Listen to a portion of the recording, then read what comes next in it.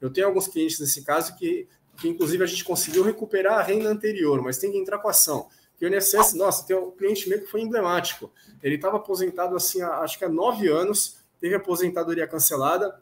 O caso dele era tão evidente que ele não podia trabalhar que ele nem entrou com recurso, ele sozinho entrou com um novo pedido de auxílio-doença, o médico concedeu, e 2 meses depois o médico converteu para aposentadoria por invalidez. Só que aí veio a aposentadoria com uma nova regra, com um novo valor. Ele teve lá uma perda de mais de R$700 no benefício dele. Todo mundo sabe que R$700 hoje em dia faz falta para qualquer um, faz falta para todo mundo. Eu entrei com ação para mostrar, olha, esse sujeito recebia aposentadoria há 9 anos.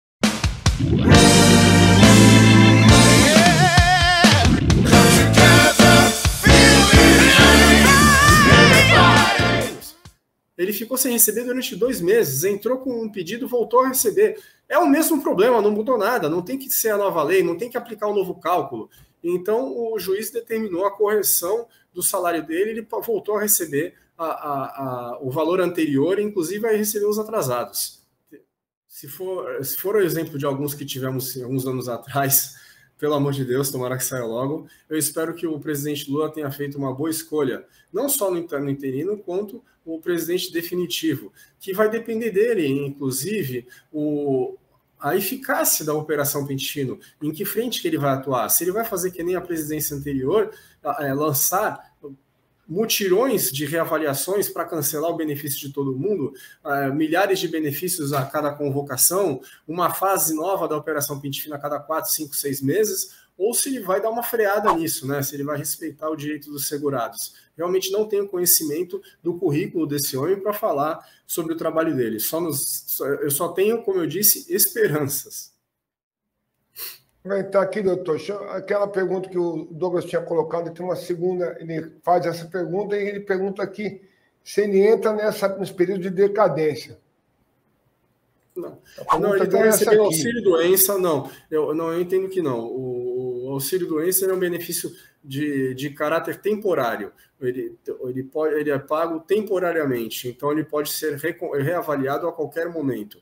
Inclusive, essa é a argumentação de quem defende a reavaliação pericial, mesmo na aposentadoria por invalidez concedida há mais de 10 anos. Ao contrário do que muita gente pensa, a aposentadoria por invalidez também é um benefício temporário.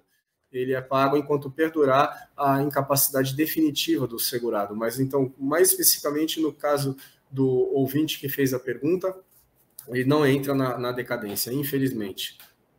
O que o segurado tem que fazer é manter atualizada a sua documentação médica. Muita gente se aposenta por invalidez e esquece disso, não se preocupa mais.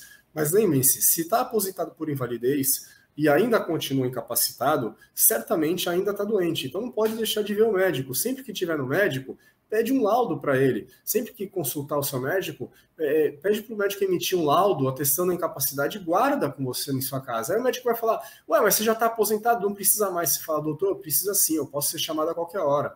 Toda vez que você comprar o remédio na farmácia, guarda uma cópia da receita. Toda vez que você fizer o exame, guarda uma cópia do exame. Você vai guardar uma pastinha na sua casa com uma espécie de dossiê, um verdadeiro dossiê da sua vida como aposentado por invalidez. Então, quando você for convocado para a perícia, você vai ter um calhamaço de documentos para mostrar para o perito do INSS que você esteve em tratamento, né? Porque normalmente o sujeito que chega com as mãos abanando no INSS, o médico fala, ué, você não estava doente esse tempo todo? O que você fez, né?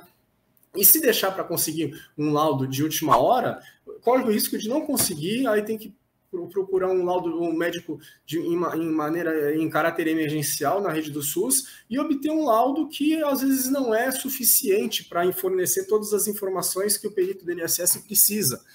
Então não vamos perder o benefício, gente, por falta de laudo médico. Já se preocupem com isso a partir de agora.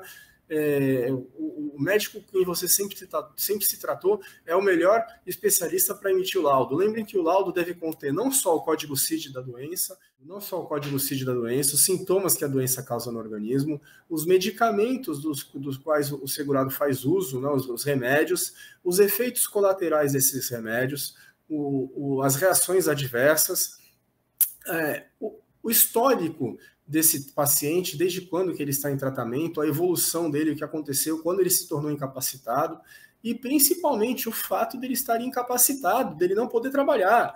O médico pode sim inserir isso no laudo. É mentira essa história que só perito pode falar, pode atestar se está incapacitado ou não. O médico particular pode falar do seu paciente, sim. Se ele entender que o seu paciente não pode trabalhar, ele tem obrigação de falar isso. Você não pode trabalhar por quanto tempo? Tal período.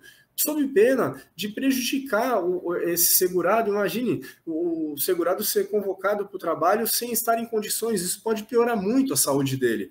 E, inclusive, seria bom que o laudo contenha, inclusive, informações sobre o risco do retorno ao trabalho. O que pode acontecer se esse segurado retornar ao trabalho? Quais as suas restrições, suas limitações? Por que ele não pode trabalhar?